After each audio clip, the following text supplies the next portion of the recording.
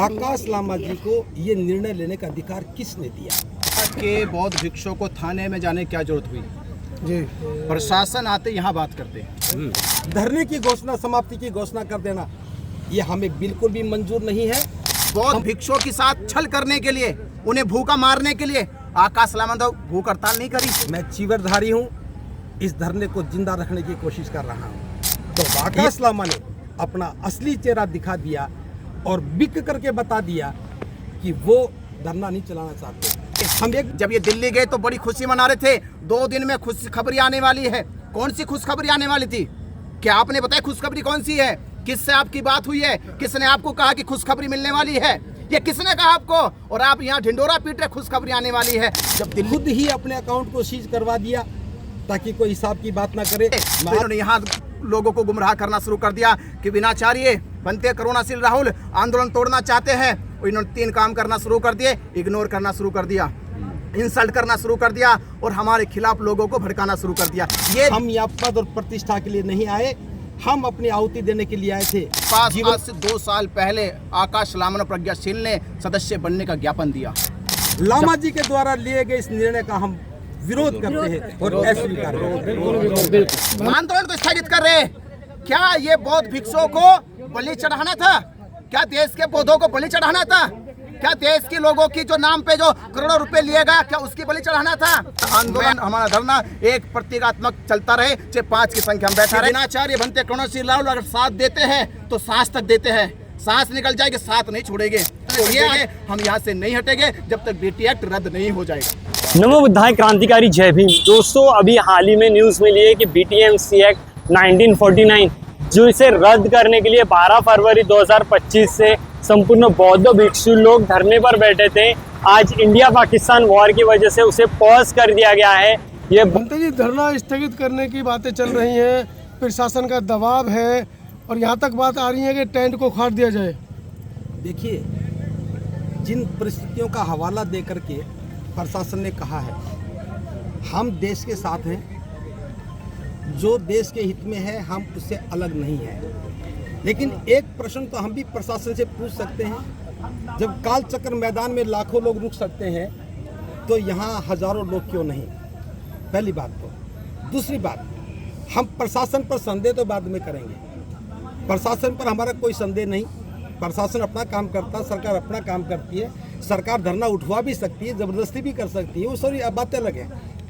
लेकिन हम एक बात पूछना चाहते हैं, आकाश लामा जी को ये निर्णय लेने का अधिकार किसने दिया? मैं आपके सामने बताना चाहता हूँ। मैं 28 फरवरी को जब पहली बार धरना उठाया गया, 27 फरवरी को, तो 28 फरवरी को मैं बनते विनाचार्य जी हम सब आ गए थे।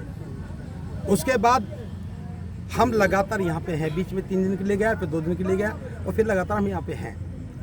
मैं 19 मार्च से 150 लोगों को लेकर के यहाँ बैठा था। उसके बाद से आज तक अभी मेरे बुलावे पर 200 से ज़्यादा भिक्षु भिक्षुणी सामने सामनेरी यहाँ पे आए बैठे हैं। मेरे को शुरू से कहा गया था कि भंते जी आप सेंट्रल एक्शन कमेटी के मेंबर हो, और मैंने हर बार कहा अगर मैं मेंबर हूँ तो मुझे कोई डॉक्यूमेंट तो दिखा दो, लेकिन दिखाया नहीं। बार बार कहते रहे, विनाचार्य जी ने दबाव दिया, हमने पूछने की कोशिश, बार बार ये बात की। और एक बात और बताई कि 10 लोगों की सूची भेजी थी DM साहब को कि ये हमारे प्रेस के प्रवक्ता होंगे, ये जो कहेंगे उनकी बात अथॉरिटी होगी। तो मैं नहीं जानता कि मुझे आज की मीटिंग में क्यों नहीं बुलाया। आज की मीटिंग में मुझे दूर रखा गया, अंधेरे में रखा गया, नहीं बताया गया। लेकिन मैं उस कमेटी की हैसियत से बात कर रहा हूँ। अगर मैं इस धरने का प्रवक्ता हूँ तो मैं ये पूछने का हक रखता हूँ, आकाश लामा जी ने इतना बड़ा निर्णय लिया और मेरे बोध गया में होते हुए भी मुझे शामिल क्यों नहीं किया गया? विनाचार्य जी यहाँ थे, इनको शामिल क्यों नहीं किया गया? और धरने को ख़त्म करने की परिस्थिति थी। हम देश के साथ हैं, पहले पूरे समाज से आह्वान करना चाहिए था, 2 दिन का समय लेकर के बात करनी चाहिए थी। यहाँ बैठे हुए सैकड़ों भिक्षुओं से पूछना चाहिए था। जब सबकी सहमति होती तो हो सकता है कि हम और अन्य विकल्पों पर बात करते, लेकिन धरने की घोषणा, समाप्ति की घोषणा कर देना ये हमें बिल्कुल भी मंजूर नहीं है। हम प्रशासन से कल बात करेंगे, हम DM साहब के पास जाएंगे, उनसे बात करेंगे भी कैसी परिस्थितियां हैं, क्या हमारे धरने से उठ जाने से ही परिस्थितियाँ ठीक हो जाएंगी? काल चक्र मैदान में लाखों लोग आएंगे, क्या वहाँ कोई अनहोनी नहीं हो सकती?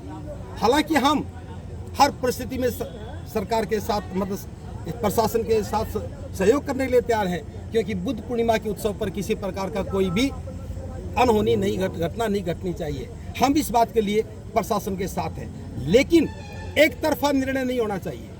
प्रशासन बीएमटीसी को तो अनुमति दे करने की और हमें ना दे, ये गलत है और गलत है। दूसरी बात, आज मैं आप सबके माध्यम से ये बताना चाहता हूँ, मैं पिछले 1 महीने से या किसी प्रेस कॉन्फ्रेंस का हिस्सा नहीं बना, क्योंकि लामा जी की बदनीयती हमें दूर करती थी। और जो कुछ बिकाऊ मीडिया, जिसका मैं आज नाम नहीं ले रहा हूँ, समय आने पर बता दूंगा, बिकाऊ मीडिया ने हमारे खिलाफ भी प्रचार किया। भंते प्रज्ञाशील बाबा कहते हैं कुछ चीवरधारी आंदोलन को तोड़ने की कोशिश कर रहे हैं, लेकिन आज हम बता रहे हैं मैं चीवरधारी हूँ, इस धरने को जिंदा रखने की कोशिश कर रहा हूँ। ये आरोप किसी पर ना लगे, धरना कमजोर ना हो जाए। मैं 2 दिन पहले धरने से बाहर चला गया था और मैंने कह दिया था कि मैं बुद्ध पूर्णिमा तक यहाँ नहीं आऊँगा, क्योंकि मेरे रहने से हो सकता है कि धरने को कोई नुकसान हो जाए।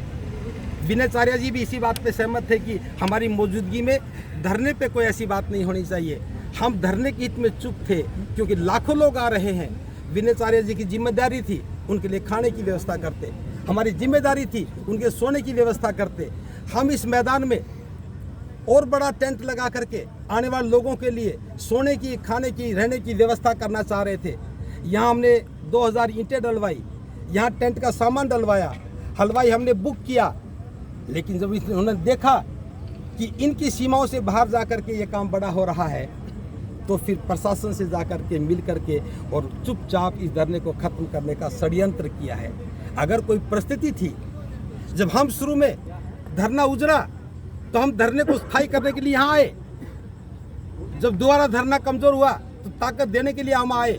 और लेकिन जब आज धरना ताकतवर बन रहा था, पूरे देश का बोध गया में आकर के महाबोधि महाविहार के आंदोलन को मजबूती देने का काम कर रहा था, तो आकाश लामा ने अपना असली चेहरा दिखा दिया और बिक करके बता दिया कि वो धरना नहीं चलाना चाहते। हम एक बात भी कहते हैं, आकाश लामा जी की, भंते प्रज्ञाशील की कोई मजबूरी हो सकती है, वो धरना छोड़ सकते थे, हम उनसे मना नहीं कर रहे। वो छुट्टी लेके जा सकते थे, कुछ दिन के लिए यहाँ से विश्राम कर सकते थे। देश के सभी बुद्धिजीवियों को बुला करके, भिक्षुओं को बुला करके, सामाजिक संगठनों को बुला करके, एक केंद्रीय कार्यकारिणी बना करके, संघर्ष समिति बना करके एक नेतृत्व, एक कमेटी को सौंप सकते थे, हम उसका सम्मान करते। लेकिन एक प्राइवेट लिमिटेड कंपनी की तरह से इस धरने का संचालन करके और हमें गुमराह करने का काम किया। खुद ही अपने अकाउंट को सीज करवा दिया ताकि कोई हिसाब की बात ना करे। मैं आज भी कहता हूँ मैं हिसाब की बात नहीं कर रहा हूँ, लेकिन धरना खत्म करने का फैसला करके समाज के साथ धोखा किया है, गद्दारी की है। बहुत उम्मीदें पार रखी है समाज ने कि पहली बार आंदोलन असफल हुआ, अब दोबारा हादसा नहीं होना चाहिए। और हम इस बात के लिए प्रतिबद्ध थे कि किसी भी सूरत में आंदोलन को बिकने नहीं देंगे। हम यहाँ पद और प्रतिष्ठा के लिए नहीं आए, हम अपनी आहुति देने के लिए आए थे। जीवन काल बहुत लंबा नहीं होता, हम जानते हैं। हमें अवसर मिला है महाबोधि महाविहार को मुक्त करने का, तो हमें मिल करके काम करना चाहिए। हम बिना किसी पद प्रतिष्ठा के, हम प्रतिष्ठा की दौड़ में नहीं है, पद की दौड़ में नहीं है, कमेटी में शामिल होने की दौड़ में नहीं थे, लेकिन आंदोलन चलना चाहिए था।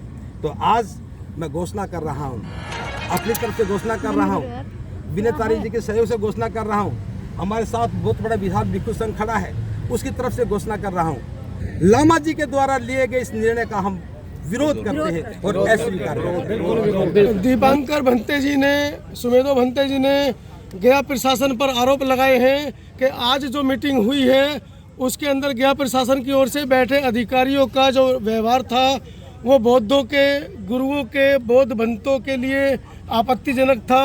उन्होंने उनको डराने की कोशिश की, ऐसा उन्होंने अपने बयान में कहा है। मैं पहले तो ये कहूँगा कि बौद्ध भिक्षुओं को थाने में जाने की क्या जरूरत हुई जी। प्रशासन आते यहाँ बात करते, थाने में बौद्ध भिक्षु गए क्यों? और बौद्ध भिक्षुओं के बाद 4 लोग गए, ये किसी को नहीं पता जी। मैं आपको हकीकत बता दूं, ये सारी की सारी षड्यंत्र, ये सारी साजिश क्यों हुई? बीटीएमसी के पास आज से 2 साल पहले आकाश लामन और प्रज्ञाशील ने सदस्य बनने का ज्ञापन दिया। जब इनका ज्ञापन स्वीकार नहीं किया गया तो इनके मन में एक खुरापात पैदा हुई कि बीटीएमसी को डराया जाए, प्रशासन को डराया जाए, और डायरेक्ट ये भूख हड़ताल पे जाके बैठ गई। दुनिया में कभी सीधा भूख हड़ताल पे कोई नहीं बैठता। डराने के लिए, बौद्ध भिक्षुओं के साथ छल करने के लिए, उन्हें भूखा मारने के लिए आकाश लामन तो भूख हड़ताल नहीं करी। जो नेता उसने भूख हड़ताल नहीं करी, बौद्ध भिक्षुओं से भूख हड़ताल करवाई। और जब भूख हड़ताल हुई, आंदोलन वहां से जब 17 दिन में उठा, किसने उठवाया? प्रशासन ने नहीं उठवाया। ये आकाश लामा की चाल थी कि वहां से आंदोलन उठे, क्योंकि इनकी बात होने लगी थी। ये बात का सिलसिला जारी होता रहा। और अभी 10 दिन पहले जब ये दिल्ली गए तो बड़ी खुशी मना रहे थे, 2 दिन में खुशखबरी आने वाली है। कौन सी खुशखबरी आने वाली थी? क्या आपने बताया खुशखबरी कौन सी है? किससे आपकी बात हुई है? किसने आपको कहा कि खुशखबरी मिलने वाली है? ये किसने कहा आपको? और आप यहाँ ढिंडोरा पीट रहे खुशखबरी आने वाली है। जब दिल्ली गए और दिल्ली जाने के बाद हमने खबर पहुंचवा दी कि आकाश लामा जिम्मेदार नहीं, केवल इसमें देश का हर बौद्ध भिक्षु जिम्मेदार है, देश का हर एक बौद्ध समाज जिम्मेदार है। उन्होंने कहा तो फिर आकाश लामा के नाम पे फैसला नहीं लेंगे। ये मुंह से अपना उतार के वापिस आए। अब इनके पास चांस क्या था कि इनकी वहाँ की जो सेटिंग है वो तो हुई नहीं, अब ये पैसों की सेटिंग करे। पैसों की सेटिंग के लिए क्या करे? तो इन्होंने यहाँ लोगों को गुमराह करना शुरू कर दिया कि विनाचार्य बनते करुणाशील राहुल आंदोलन तोड़ना चाहते हैं। और इन्होंने 3 काम करना शुरू कर दिए। इग्नोर करना शुरू कर दिया, इंसल्ट करना शुरू कर दिया, और हमारे खिलाफ लोगों को भड़काना शुरू कर दिया। ये 3 काम कंटिन्यू करने लगे। आपने देखा, पूरे धरने ने देखा, मीडिया ने देखा, आंदोलन टूट ना जाए, समाज की भावना को आहत पहुंच ना जाए, हमने चुपचाप अपने आप को अलग कर लिया। आपने देखा, आपने अलग कर लिया। बिल्कुल, जब हमने अलग कर लिया अपने आप को तो आपने देखा नतीजा क्या हुआ। 2 दिन में नतीजा क्या हुआ? 2 दिन में नतीजा क्या हुआ? नतीजा 2 दिन में क्या हुआ कि आज आकाश लामा ने मीडिया के सामने के क्या कहा कि हम धरना को पोस्टपोन कर रहे, स्थगित कर रहे, आंदोलन को स्थगित कर रहे। क्या ये बौद्ध भिक्षुओं को बलि चढ़ाना था? क्या देश के बौद्धों को बलि चढ़ाना था? क्या देश के लोगों की जो नाम पे जो करोड़ों रुपए लिएगा, क्या उसकी बलि चढ़ाना था? मैं आपसे कह सकता हूँ जिम्मेदार होने के नाते, आपने देखा मीडिया बंधुओं ने कि आज सुबह ही पूरे धरना स्थल को हमने पंडाल में तब्दील करने के लिए सामान गिरवाया था। हमें जिम्मेदारी थी कि देश भर से बौद्ध समाज आ रहा है, बौद्ध भिक्षु आ रहे हैं, उनके रुकने की, उनके खाने की व्यवस्था करनी है। आपने देखे साजिश करके प्रशासन के साथ मिलके धरने को उठाने की, धरने को स्थगित करने की साजिश रची गई, और जो लोगों की व्यवस्था के लिए टेंट लगाया गया था उसको उठाया गया। आपने देखा, पर हम जिम्मेदारी आज भी ले रहे कि 12 तारीख बुद्ध पूर्णिमा हमारे लिए गर्व का है, पर्व का है। वो उस पर्व को मनाएंगे, देश के साथ मनाएंगे। और रही बात हमें प्रशासन के साथ हम कोऑपरेट करेंगे, हम उनसे ये कोऑपरेट करेंगे कि वो हमारा साथ दे। हम बौद्ध हैं, अपनी पीड़ा को लेकर यहाँ बैठे हैं, 87 दिन हो गए हैं, हमें 3 दिन की मोहलत और दे। प्रशासन से कहेंगे, हम डीएम साहब से कल मिलने जा रहे हैं, हम 3 दिन की मोहलत मांगते हैं, और 3 दिन की जिम्मेदारी हम लेते, लिखित जिम्मेदारी लेंगे कि कोई भी हानि नुकसान होता है हम जिम्मेदार है उसके। अगर बौद्ध समाज कोई नुकसान करता है, किसी संपत्ति को नुकसान पहुंचाता है, किसी पर आपत्ति कर भाषण देता है, कोई भड़काऊ भाषण देता है, उसकी जिम्मेदारी हम लेंगे, हमारा बौद्ध समाज की जिम्मेदारी लेंगे। पर हम 3 दिन की मोहलत मांगेंगे प्रशासन से, हमें बुद्ध पूर्णिमा शांति से मनाने दीजिए। ये बौद्धों की आस्था का और उनके विश्वास का तो पर्व है, ये शांति से मन जाए। 13 तारीख को प्रशासन जैसा चाहेगा हम देश हित में करेंगे। वो चाहेगा कि धरना स्थगित हो, स्थगित तो नहीं होगा, पर हम चाहेंगे कि हमारा आंदोलन, हमारा धरना एक प्रतीकात्मक चलता रहे। चाहे 5 की संख्या हम बैठा रहे, हम टेंट हटा देंगे, पर 5 लोग हमारे बैठे रहेंगे कि हमारी आस्था है, हमारा विश्वास है। ये करोड़ों बौद्धिस्टों ने ये जो विश्वास पैदा करा है कि इस बार हम लोग बीटी एक्ट रद्द करा के जाएंगे, महाबोधि महाविहार मुक्त करा के जाएंगे, तो करा के जाएंगे, हर कीमत पर करा के जाएंगे। प्रशासन हम पर ज्यादा दबाव ना बनाए, हम पे हमारे साथ भी हमारा सहयोग करे कि हम प्रशासन का सहयोग करें। हम प्रशासन के साथ हैं, देश के साथ है, देश की सुरक्षा के साथ है, ये जिम्मेदारी हम लेते हैं। और मीडिया के बंधुओं से कहूँगा, देश के बौद्धों से कहूँगा कि आप पिछली बार आपके साथ दगा हुई, इस बार मैंने कई बार कहा था कि विनाचार्य बनते करुणाशील राहुल अगर साथ देते हैं तो सांस तक देते हैं, सांस निकल जाएगी, साथ नहीं छोड़ेंगे। तो ये आज मैं वादा करो पूरे बौद्ध समाज से, बौद्ध भिक्षुओं से, जो साथ दिया है वो सांस निकलने तक देंगे। हम यहाँ से नहीं हटेंगे जब तक बीटी एक्ट रद्द नहीं हो जाएगा। नहीं हटेंगे। रद्द करो।